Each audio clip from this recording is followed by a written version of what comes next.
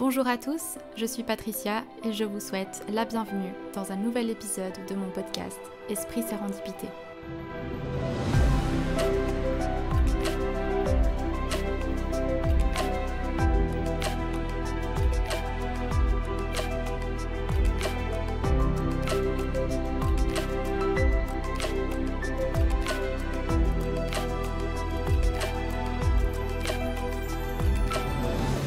Bonjour à tous et bienvenue dans ce nouvel épisode.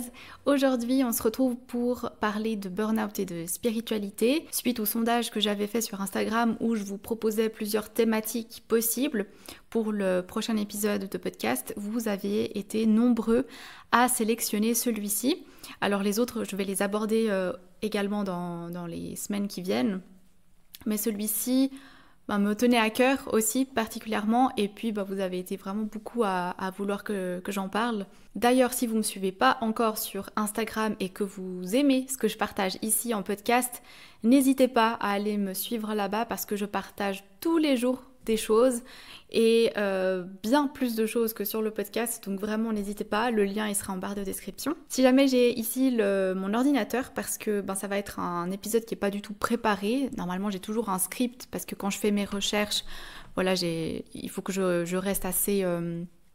faut que j'ai un fil conducteur, faut pas que j'oublie des choses, mais là c'est vraiment raconter une histoire personnelle, donc j'avais pas besoin de scripter. Par contre j'ai quand même quelques notes pour pas oublier parce qu'il y a plein de choses à dire et je risque de passer au travers de certaines choses que j'ai pas envie d'oublier. Donc si vous me voyez regarder là, c'est pour ça. Du coup, mon intention pour cet épisode, c'est vraiment de partager sans filtre avec vous ce qui s'est passé ces derniers mois et j'espère que ça vous offrira un espace de résonance à celles et ceux qui traversent ça en ce moment ou qui traverseront ça peut-être un jour, je l'espère pas, mais enfin, voilà, ça peut arriver. Et voilà, du coup, on va remonter quelques mois en arrière, parce que là, on est le 18 juin 2025 et on va remonter une année avant, en juin 2024. Et donc à cette époque, si vous voulez, pour mettre le contexte, je travaillais dans une société. Vous avez peut-être vu à peu près ce que je faisais sur les réseaux sociaux. J'ai un métier très scientifique, très terre-à-terre. En fait, je m'occupe de faire des recherches d'informations pour les entreprises qui ont besoin d'infos sur, par exemple, leurs concurrents, sur un marché en particulier, qui veulent s'implanter dans tel ou tel pays et qui ont besoin d'informations des fois un peu difficile à trouver. Et donc mon rôle, c'est vraiment d'aller fouiller Internet, ensuite d'établir des rapports synthétisés sur tel ou tel domaine, enfin voilà. Et j'adore ce métier, enfin j'adorais ce métier, j'y reviendrai. J'ai vraiment eu un coup de cœur lorsque j'ai découvert l'existence de ce job en fait il y a plus de 10 ans en arrière quand j'ai commencé mes études là-dedans justement et j'ai vraiment dit ok c'est ça qu'il me faut, c'est ça que j'ai envie de faire. Tout s'est très bien passé, j'ai eu une première expérience professionnelle top. C'était une très bonne expérience professionnelle même si après l'entreprise a fait faillite et que ça a été un peu la cata, mais en soi c'était une bonne expérience professionnelle. Et puis j'ai trouvé ensuite dans cette entreprise-là. Et ça se passait aussi plutôt bien. Alors bien sûr, il y avait des choses qui ne me convenaient pas dans l'entreprise, mais enfin bon, c'est aussi rare de trouver des entreprises où tout nous convient. Et voilà, le principal, c'est que le métier nous plaise et puis que l'ambiance soit pas trop pourrie. Et voilà. Je travaillais dans cette société depuis un peu plus de 4 ans. Et mon quotidien à ce moment-là, donc il faut savoir qu'à l'époque, donc avant que j'aie vraiment le burn-out, on était 3 collègues, on va dire, à faire ce que je faisais. Il y en a un qui est parti assez rapidement, et puis on est resté à 2 où, bon là, ça allait encore, on avait à peu près le même rythme de travail, on arrivait quand même assez bien à s'entendre là-dessus, et en fait, ça fait qu'on arrivait bien à avancer sur les dossiers. Et puis un jour, cette personne-là, ce collègue-là est parti et je me suis retrouvée toute seule. Alors au départ, je me suis dit, ok, bon c'est pas grave, ça va le faire.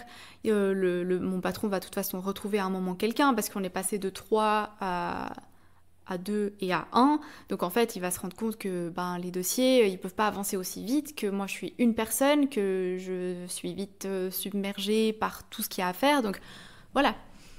Mais ça s'est pas vraiment passé comme ça.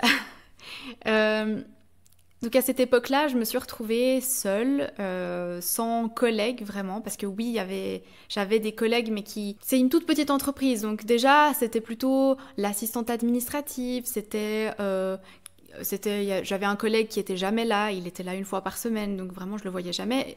Au final, je me retrouvais vraiment toute seule toute la journée, je mangeais toute seule à midi, voilà, mes journées se passaient seules et pour ceux qui travaillent aussi dans une entreprise et qui ont des collègues, j'imagine que si vous êtes dans une bonne ambiance, vous vous rendez quand même compte que les collègues, ça fait beaucoup. C'est-à-dire que des fois, vous pouvez avoir des journées au travail où c'est un peu chiant, un peu pourri, et pourtant, vos collègues sont là, vous rigolez ensemble, vous vous motivez un petit peu, et en fait, c'est un peu aussi eux qui font que vous avez aussi envie de vous lever le matin.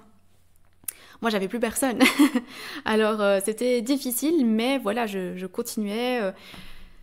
J'ai un peu ce syndrome de la bonne élève, où je me dis, faut toujours que je donne le meilleur de moi-même, et peu importe ce qui se passe autour, je travaillerai toujours hyper bien. Donc à cette époque, je commençais à avoir un peu des signaux d'alerte. J'avais beaucoup de travail, et je commençais à avoir mal à la nuque, c'était des douleurs qui partaient plus vraiment, qui remontaient vers la tête, donc je commençais à avoir des maux de tête tout le temps, même à la maison, enfin ça me lâchait pas. J'avais des maux en bas du dos aussi, j'arrivais plus vraiment à savoir comment m'asseoir sur la chaise, c'était très... Ouais, ça devenait très compliqué physiquement parlant. Qu'est-ce que j'avais comme autre symptôme? J'avais aussi... Alors, c'était très particulier parce que vraiment, j'ai commencé à être dégoûtée de la place de travail dans laquelle j'étais. Enfin, j'ai commencé à être dégoûtée du bureau dans lequel je travaillais. C'est-à-dire que j'arrivais le matin et j'étais là, mais qu'est-ce que je fais ici? Non. Et quand je m'asseyais sur la chaise, ça je l'avais déjà partagé sur les réseaux sociaux, quand je m'asseyais sur ma chaise devant mon ordinateur, j'avais vraiment l'impression que mes fesses me brûlaient. Elles étaient là, non, tu te lèves, tu ne t'assieds plus là. Vraiment tout mon corps, il me disait, mais qu'est-ce que tu fais ici? Il est pas bon cet endroit pour toi. À tel point qu'à un moment, j'ai commencé vraiment à avoir énormément de démangeaisons sur tout le corps, et j'étais allée voir la médecin, ma médecin généraliste qui a fait plein d'examens, et elle m'a dit, je ne sais pas ce que vous avez, il y a rien du tout en fait. Et c'était comme si mon corps rejetait complètement cette place de travail, et puis voilà, que ça me faisait comme une sorte d'allergie. C'est très bizarre. Et vraiment, je vous passe tous les autres trucs. J'ai eu des maux d'estomac à n'en plus finir. J'ai passé plein d'examens. Rien de physique. Juste, madame, c'est le stress. C'est le stress. Tout le temps la même chose. Et puis le travail a continué de monter, encore et encore et encore. Mon patron qui venait régulièrement, comme ça, qui déboulait dans le bureau en voulant savoir où en étaient les dossiers, comment ça avançait. Et puis moi, je lui disais, ça avance quoi. Enfin, je savais pas trop quoi lui dire, à part que ça avance. Enfin, je fais de mon mieux quoi. Et en plus, comme c'est une petite boîte, on avait des fois un peu de difficulté à trouver des clients. Ce qui fait que quand il y avait un client ou quand il y avait un nouveau dossier, on était tout de suite interrompu par notre patron qui était là en train de nous dire vite, on a un nouveau dossier, faut vite faire ça, faut vite faire ci. Et j'étais interrompue tout le temps, mais tellement de fois dans la journée pour switcher d'un dossier à l'autre, et puis ça devenait vraiment... Dans notre société, on a cette habitude de faire plusieurs choses en même temps, on a notre téléphone, on répond à un message, en même temps on parle à quelqu'un, on a cette habitude d'être très stimulé tout le temps, mais c'est pas pour autant que c'est quelque chose de bien pour le cerveau, et c'est plutôt néfaste. On a un meilleur temps de se concentrer sur une seule tâche à la fois. Et là, c'était tout l'inverse qui était en train de se passer. C'est qu'il venait et puis il m'interrompait, donc j'ai arrêté de travailler sur un dossier pour passer sur un autre. Bref, ça a été très compliqué. Et le travail, il a pris tellement de place à ce moment-là. En fait, j'avais plus le choix. Je devais me donner à 100% pour l'entreprise, parce que étant la seule employée à faire ce que je faisais à ce moment-là, vu que j'avais plus de collègues directs, et tout le monde comptait sur moi. C'est-à-dire que si je ne faisais pas un dossier à temps, si je donnais pas assez de satisfaction au client, eh ben ça allait retomber sur moi parce que j'étais la seule à le faire. Et mon rapport à la spiritualité à cette époque, c'était en fait avant de me sentir comme ça et de sentir que je dégringolais un petit peu. J'étais quelqu'un, voilà, j'adorais tirer les cartes d'oracle, de tarot, j'adorais un peu parler à mes guides, j'étais très connectée, on va dire spirituellement. Je lisais plein de livres de développement personnel, j'écoutais des podcasts de spiritualité, je me sentais connectée quoi. Et je voyais énormément de synchronicité. C'était des heures miroirs par-ci, des signes par-là, je demandais des signes à l'univers et j'en avais, je voyais des 3-3-3, 4-4-4 un peu partout. Et puis ce moment-là est arrivé où voilà, j'ai commencé à être très submergée par tous les dossiers, je me sentais très seule au travail, j'avais plus personne à qui parler et je sentais que je commençais gentiment à me déconnecter de moi-même, de ma spiritualité, du sens que je donnais à la vie, du sens que je donnais à mon existence, au travail. Et j'ai vraiment commencé à ne plus voir de synchronicité du tout. Vraiment. Et en fait, ça peut être ouais, ok, c'est pas grave. Mais en fait, pour moi, c'est quand même un signe assez important que je suis plus alignée avec ce que j'aime, ce que je suis, ce que je veux. Et en fait, je suis vraiment arrivée à un moment où je les cherchais, mais désespérément. Vraiment, je regardais mes tickets de caisse pour voir si je voyais des chiffres, des suites de chiffres. Je demandais des signes à l'univers, j'en avais jamais. En fait, j'étais tout le temps à la recherche désespérément de synchronicité pour me prouver que, ok, je suis sur le bon chemin, ça va le faire. Mais en fait, j'en voyais plus. Et ça a duré des mois. Et le moment où tout a basculé, quand je me suis rendu compte que quelque chose n'allait pas, c'était quand j'ai commencé vraiment à ramener toute ma frustration du travail à la maison. Je pleurais régulièrement, vraiment, si c'était pas tous les soirs, c'était très régulièrement, je pleurais parce que j'étais frustrée, j'étais stressée, le travail me lâchait pas en fait, même en étant à la maison. Je faisais pas spécialement d'heures sup, mais par contre, c'était comme si le travail était toujours avec moi. Ça tournait dans ma tête sans cesse. Je savais qu'en fait, le lendemain, j'allais à nouveau être submergée par tous les dossiers et ça me permettait pas d'être à 100% détendue à la maison. Donc je ramenais ma frustration, je la déversais un peu sur mon copain malgré moi et voilà, il y pouvait rien. C'est juste que du coup, c'est la seule personne avec qui je pouvais parler à ce moment-là à la maison, c'était lui. Alors forcément, j'étais vite frustrée pour plein de choses. Et il me disait constamment, écoute, là, ça va pas, il faut que tu ailles voir un médecin. Je pense que au travail, ça va plus. J'avais mes proches, mes amis, ma famille qui me disaient qu'il fallait que j'aille voir un médecin. Et moi, je ne voulais pas. En fait, je voulais pas parce que sans moi, l'entreprise, elle n'aurait pas réussi à continuer.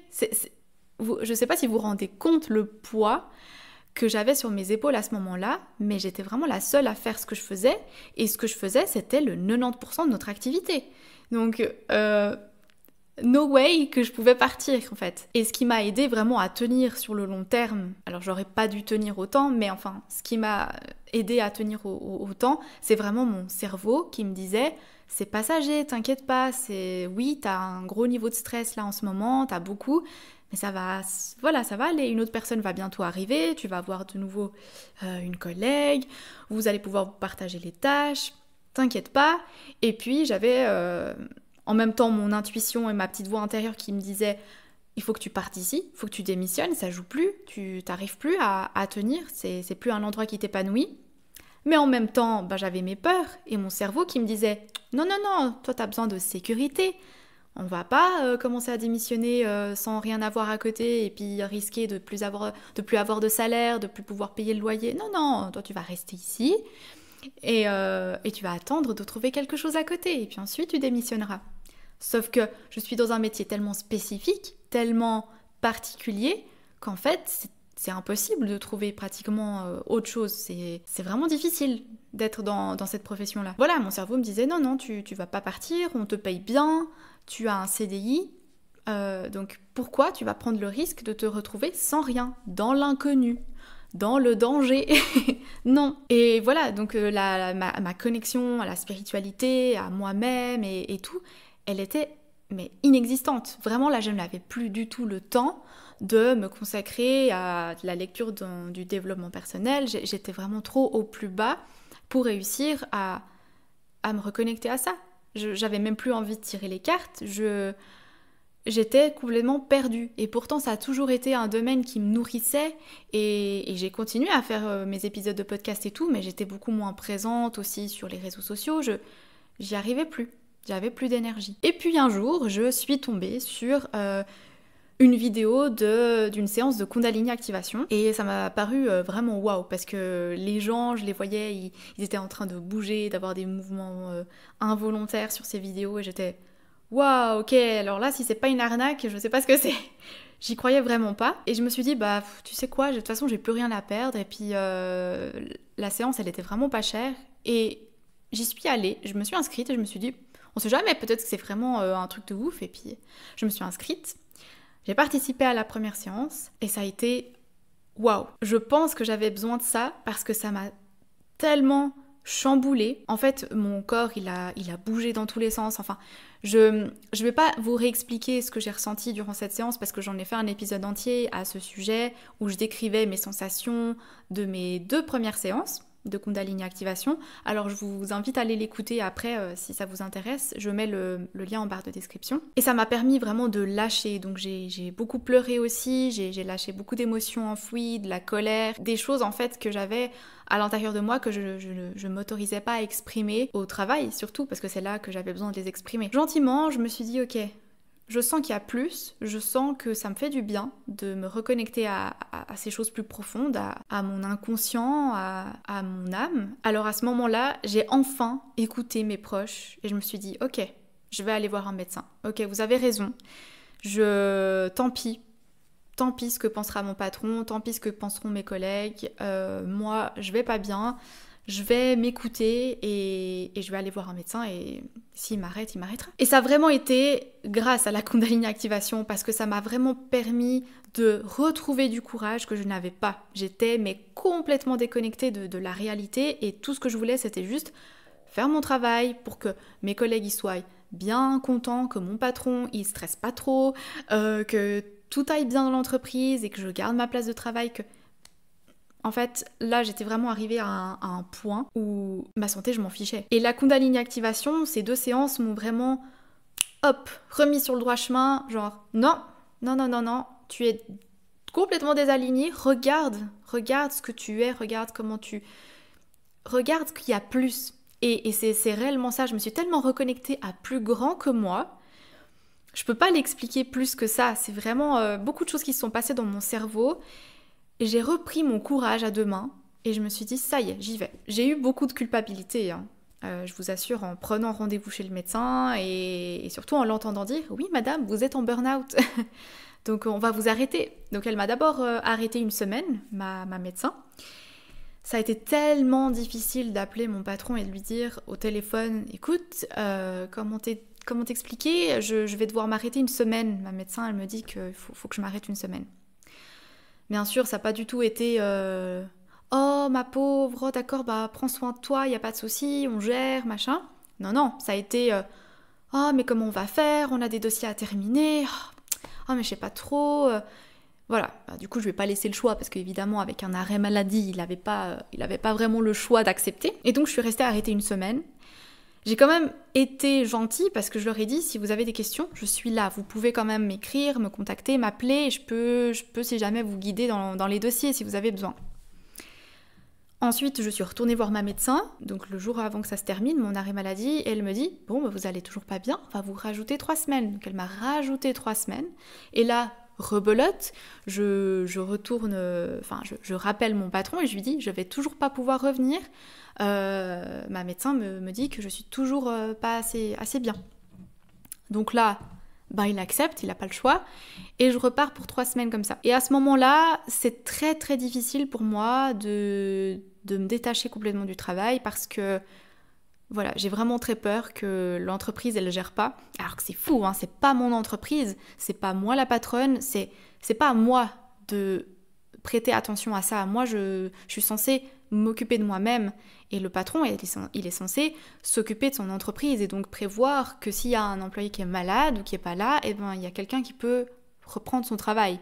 Mais c'était pas le cas. Donc c'est moi qui étais en train de stresser pour ça. C'est complètement ridicule. Et donc j'essayais petit à petit de me reconnecter à moi-même. Justement, j'ai gentiment essayé de relire quelques livres, mais c'était vraiment très, très compliqué à ce moment-là. Je me souviens, j'avais quand même refait un tirage de cartes juste pour mettre à plat ce que je ressentais et quelle était l'énergie de la situation. Et c'est fou parce que le tirage de cartes a été tellement parlant, c'était totalement... Et j'ai fait donc un tirage de tarot. Dans le tarot, il y a 78 cartes et pas toutes les cartes veulent dire la même chose. Elles sont très particulières, elles ont une signification particulière et vraiment, le tirage que j'ai fait, ça a complètement dépeint la situation de l'entreprise, la situation dans laquelle j'étais mentalement et enfin, ça a été incroyable. Et de nouveau, ça a été le truc en mode, ok, tu vois, il y a plus, il y a un truc en plus. Tu t'es juste oublié, t'as oublié de te reconnecter. Il y a des gens qui sont là pour toi. Enfin, c'est pas des gens, mais il y a des énergies qui sont là pour toi. Il y a tes guides, il y a l'univers qui est là pour toi, mais tu t'es déconnecté de lui en fait. Et il est là, regarde. Les cartes étaient encore un truc en plus. Enfin, il y a eu la Kundalini activation, mais après il y a eu les cartes. Enfin, j'étais... Non, c'est pas possible. Je suis vraiment pas sur le bon chemin. Il faut que je revienne là où je dois être. Donc là, j'enchaîne mon arrêt maladie, j'y retourne chez la médecin, elle me rajoute un mois, et là, elle me dit clairement, écoutez, vu votre situation, à mon avis, vous n'allez pas y retourner avant un bon moment, voire vous n'allez pas y retourner du tout, parce que la situation dans laquelle vous êtes et le travail et l'ambiance et l'entreprise dans laquelle vous travaillez, elle est très nuisible en fait à votre état. Alors sur le moment j'étais on exagère quand même, je vais finir par y retourner, mais plus les jours passaient et plus j'avais de la peine à me dire un jour je vais y retourner. Quand j'y repensais, j'avais vraiment l'estomac qui se nouait, j'avais vraiment pas envie d'y retourner. C'était hors de question. Donc les mois passent et puis je continue en arrêt maladie.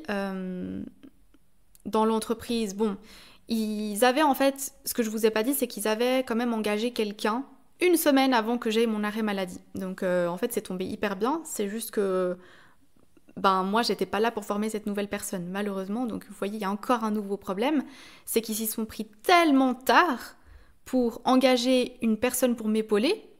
Je galérais depuis tellement longtemps qu'en fait au moment où cette nouvelle personne est arrivée et que je pouvais avoir du coup un nouveau collègue et puis pouvoir former cette personne, j'étais pas capable de le faire parce que j'étais en arrêt maladie. Bref. Du coup, l'entreprise a fait comme elle pouvait, elle s'en est à peu près sortie. Et moi, à côté, j'essayais de me reconstruire.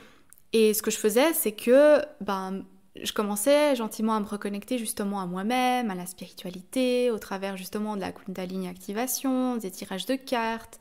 Je recommençais à prendre un peu plus plaisir à prendre soin de moi, à oublier le travail. Sauf que, ce qui me fait du bien, c'était notamment le podcast. Et le podcast a toujours été quelque chose qui me faisait du bien parce que c'était un lien que j'avais avec vous, qui me permettait... je voyais que mon travail, ce que je partageais, ça vous aidait et moi, c'était trop bien, quoi. Donc j'ai continué à faire ça durant mon arrêt maladie, à raison de 2 épisodes par mois comme d'habitude. Sauf que mon patron n'a pas apprécié que je continue d'avoir une vie durant mon burn-out. Donc il s'est dit, ok, je vois qu'elle fait des podcasts, donc ça veut dire qu'elle est totalement apte à venir travailler. Donc il y a eu des messages très agressifs qui me disaient que que j'avais l'air d'aller très bien et qui me demandaient de retourner travailler. Alors que non, j'avais un arrêt maladie, j'avais un arrêt du médecin, je ne pouvais pas. Et en plus, pour des questions d'assurance maladie, j'ai dû aller voir en fait un second médecin pour avoir un second avis médical. Et ce médecin m'a confirmé le diagnostic en disant « Oui, vous êtes en burn-out, madame ». Donc il n'y avait absolument rien à aller contre cette décision, mais mon patron apparemment, enfin mon ancien patron apparemment était totalement... se trouvait au-dessus des médecins. Donc pour lui c'était pas justifié. Et ça a été vraiment galère parce qu'il a commencé vraiment à... En fait, il a arrêté de me payer. Donc là commence le dégringolage. Donc il y a eu le burn-out où je me suis dit ok, bon, je vais m'arrêter là, je vais pas dégringoler de façon encore plus extrême, je vais m'arrêter là, je vais me reprendre en main, puis je vais remonter la pente. Que nenni! Non, j'arrive là, mais en fait, mon patron, il vient m'enfoncer encore plus parce que un burn-out, c'est pas assez. Donc, il vient m'enfoncer comme ça, en refusant de me payer. Donc, l'assurance, du coup, elle commence à ne pas vouloir me payer également parce que mon employeur, il fait un petit peu pression. Pour rien du tout, mais pour rien du tout. Vous allez voir la suite. Donc, à ce moment-là, j'étais, ok, bon, je vais pas y arriver, en fait. Il y a trop d'épreuves et j'y arriverai pas. Et c'est là que je me suis dit, non, je veux pas me laisser avoir, c'est pas possible. Alors, j'ai eu vraiment 1 mois, 2 mois de très très gros down, où vraiment je voyais plus de porte de sortie. Vraiment, c'est d'ailleurs durant cette période où j'ai été très absente du podcast, je crois que durant 2 mois ou 3 mois, j'ai plus posté d'épisodes, c'était cette période-là en fait, où je me suis dit, en plus d'un burn-out, on vient encore m'empêcher de faire ce qui me fait du bien, c'est-à-dire faire mon podcast, on m'empêche d'avoir une activité qui me permette de remonter la pente pour surmonter cette épreuve et revenir travailler. Mais alors, qu'est-ce que je suis censée faire de ma vie si je peux même pas faire des choses qui me font du bien?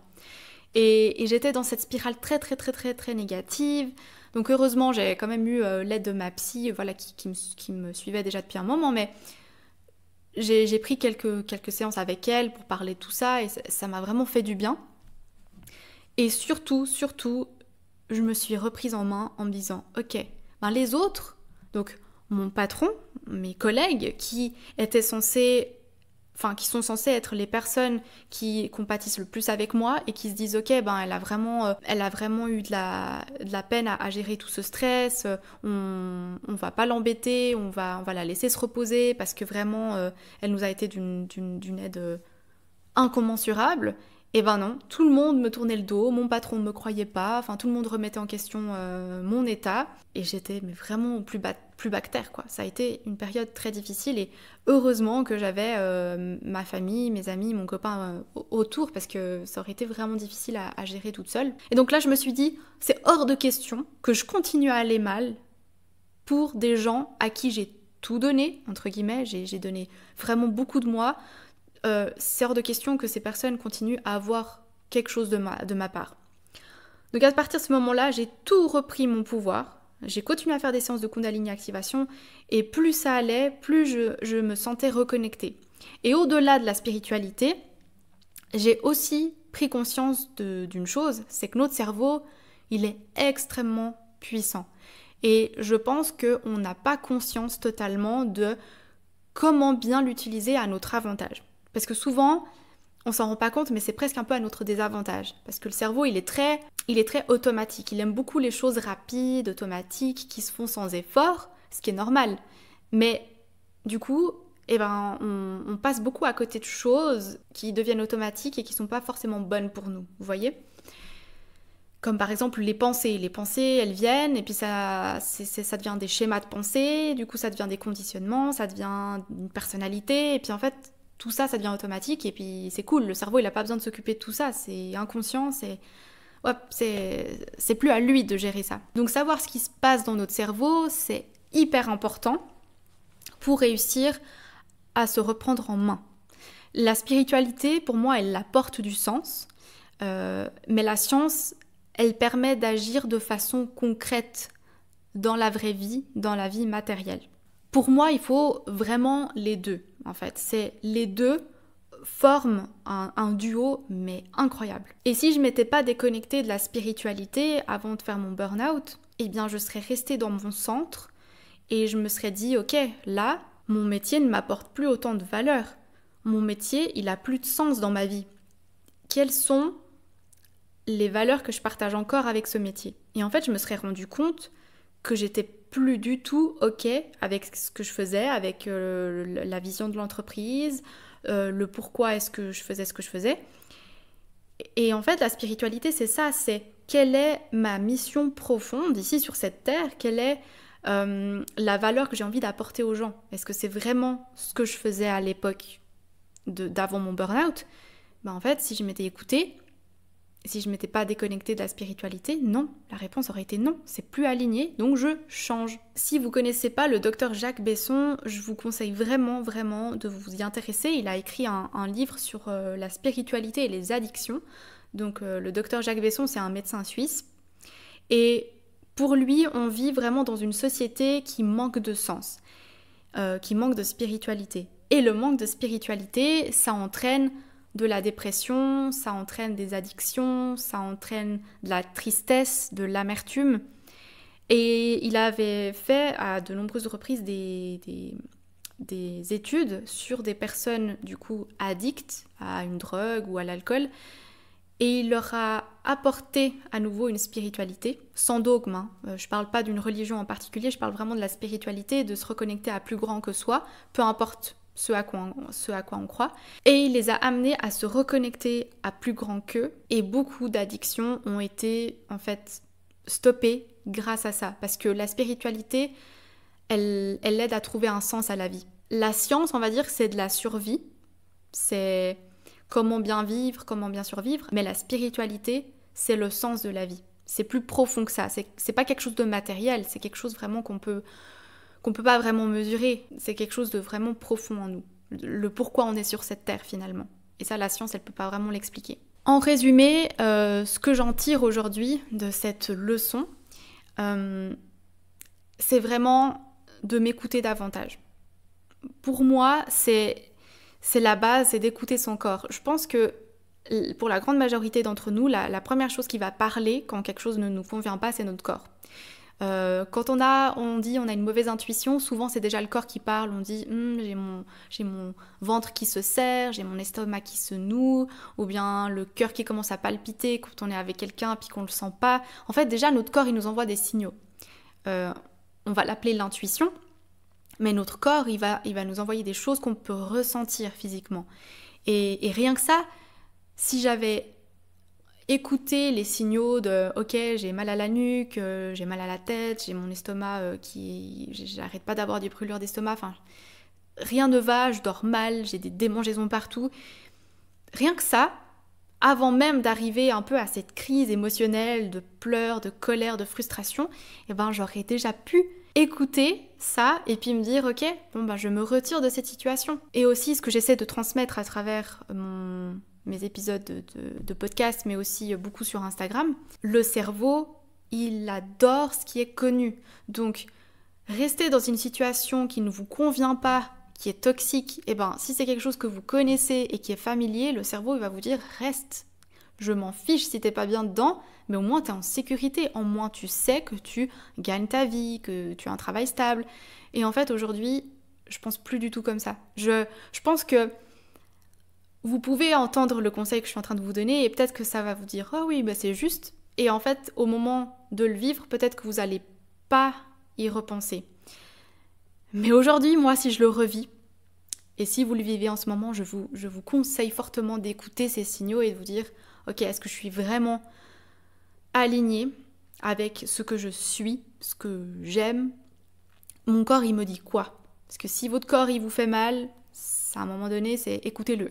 Ensuite, la deuxième leçon, c'est vraiment de ne pas me déconnecter de ma spiritualité. Parce que la spiritualité, c'est une sorte de boussole dans la vie. En tout cas, moi, je le vois comme ça. Comme vous l'avez compris, il y a eu un moment où je me suis dit connectée, ensuite je me suis dit déconnectée, et ensuite je me suis reconnectée. Et en fait, pour moi, c'est vraiment les fois où je me sens connectée, c'est les fois où je me sens la plus heureuse. Où vraiment je vois au-delà des difficultés. Ça ne veut pas dire qu'elles n'existent pas, que la vie ne peut pas être dure, mais par contre, ça veut dire qu'il y a mieux qui peut arriver et qui va arriver. Et c'est cette foi-là, en fait, que au-delà des difficultés, au-delà des moments pas faciles et des choses qui se passent pas comme on veut, au-delà de tout ça, il y a la vie qu'on a envie de mener, la vie rêvée. Et il faut juste avoir la foi que ça va arriver. Et la foi, ça passe par la foi en soi, donc avoir le courage de prendre certaines décisions, de quitter certains endroits, de quitter des personnes, pour pouvoir aller vers ce qui nous convient. Et cette foi, ça demande certes du courage, mais ça nous emmène vers de l'inconnu. Et l'inconnu, c'est sûr que ça fait pas plaisir au cerveau, mais c'est ce qui nous convient le mieux à long terme. C'est sauter dans l'inconnu pour ensuite pouvoir embrasser vraiment une situation qui nous convient 1000 fois mieux, une vie plus épanouie. Et je pense que la grande majorité des gens qui vivent aujourd'hui une vie incroyable et qu'on admire aujourd'hui, c'est très certainement les personnes qui ont eu le plus de moments où elles se sont dit « Tu sais quoi, je m'en fiche, j'y vais, je fonce, je sais pas ce qu'il y aura de l'autre côté, mais j'y vais ». Je dis pas qu'il faut prendre des risques démesurés, hein. Attention, c'est sûr que si on a des enfants et qu'on a une situation familiale où voilà, on peut pas se permettre forcément de quitter notre travail du jour au lendemain, certes, il faut quand même réfléchir, on va pas non plus mettre toute la famille en danger, puis... Enfin, non, mais il y a quand même certains risques que vous pouvez prendre, des risques un peu plus mesurés, qui ne vous feront pas grand mal, on va dire, là tout de suite, et qui vous mèneront bien plus loin, en fait, que juste rester dans votre zone de confort, malheureux et complètement déconnecté. Donc aujourd'hui, je vois vraiment la spiritualité comme mon fil rouge. C'est vraiment une spiritualité plus incarnée, plus libre, plus simple aussi. On n'a pas besoin d'aller chercher des trucs très compliqués. La spiritualité, c'est vraiment juste reconnecter à soi, c'est refaire un peu des check-up avec nous-mêmes et nous dire « Ok, est-ce que ce que je suis en train de vivre, ça me plaît? Est-ce que je suis dans le bon métier? Est-ce que ça correspond à mes valeurs? Est-ce que la relation dans laquelle je suis, ça correspond à mes valeurs ?» Enfin, tout ça en fait. L'autre leçon aussi, et celle-ci j'aimerais vraiment beaucoup que vous la reteniez, c'est que un employeur peut être très sympa. Honnêtement, moi, j'ai toujours eu des employeurs que je trouvais sympas, mais quand vous n'allez pas dans le sens de l'entreprise, quand vous n'allez pas dans leur sens, et quand vous commencez un peu trop à penser à vous-même, à votre santé, à vous mettre un peu plus en avant, vous allez vous rendre compte que ces employeurs-là, ils sont pas forcément là pour votre intérêt, mais surtout pour leur intérêt. Des fois, ils ont un peu de peine à comprendre qu'en fait, le travail, certes, on peut être très passionné par notre travail et être totalement dédié à ce qu'on fait, mais en fait, si on a un travail, c'est parce qu'on a besoin d'argent pour vivre. On n'a pas le choix, en fait. Et certains, ils ont beaucoup de peine à comprendre qu'on ne se jette pas corps et âme dans leur projet, dans leur entreprise. Et ils sont très surpris quand on leur dit « Ben oui, mais enfin, moi je suis là, je fais mes heures et je m'en vais après. J'ai aussi envie d'avoir ma vie privée, j'ai des amis, j'aime une famille, j'ai envie de faire des choses de mon week-end et j'ai pas envie de penser à ton projet en fait. » Et ça, ils ont vraiment beaucoup de peine à y penser. Et certains sont très très doués pour réussir à vous tourner la tête en mode « On est tous une famille, ici on travaille tous pour le même projet, etc. » Mais en fait, le moment où vous avez le plus besoin de soutien, de compréhension, eh ben, ils vous lâchent, ils ne sont plus là. Vous n'êtes vraiment qu'un numéro. Et c'est ça que je veux vraiment que vous reteniez, c'est n'arrêtez pas de penser à vous et n'arrêtez pas de vous mettre en premier pour un employeur qui peut totalement vous remplacer en fait du jour au lendemain. Peu importe votre situation, il faut d'abord penser à votre santé parce que sans votre santé, eh ben, vous irez nulle part. Vous pourrez même pas trouver un nouvel emploi si votre santé, elle est pas bien. Donc, rien que pour ça, s'il vous plaît, faites attention à vous, à votre santé mentale aussi. N'hésitez pas. Là, je parle de Kundalini Activation parce que oui, je trouve qu'elle m'a complètement... c'est ce qui m'a un peu sauvée. Mais en soi, même si vous faites pas de la Kundalini Activation, allez voir un psy. Mais ne restez pas seul dans ces moments-là, c'est important d'être accompagné, c'est important de se donner les moyens d'aller mieux. Et je sais que c'est difficile en fait de s'en rendre compte. Des fois, on y est avant même d'avoir pu se rendre compte de ça. Mais prenez en fait mes erreurs, prenez ce que je suis en train de vous partager comme un signe. Posez-vous la question vraiment, est-ce que vous êtes au bon endroit? Est-ce que vous vous sentez épanoui?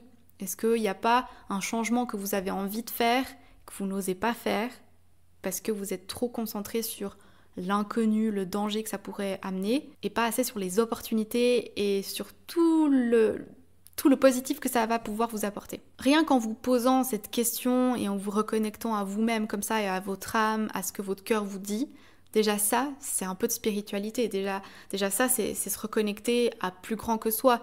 N'hésitez pas en fait à poser des questions à l'univers, aux anges, aux guides, qu'importe comment vous appelez les choses. Posez la question, mais envoie-moi des signes. Qu'est-ce que je peux faire dans cette situation-là? Comment est-ce que je peux faire pour trouver ma voie? Et puis ensuite, prenez des actions concrètes. Alors vous allez très certainement me demander, mais aujourd'hui Patricia, tu en es où? Alors aujourd'hui, je ne travaille plus dans cette société-là.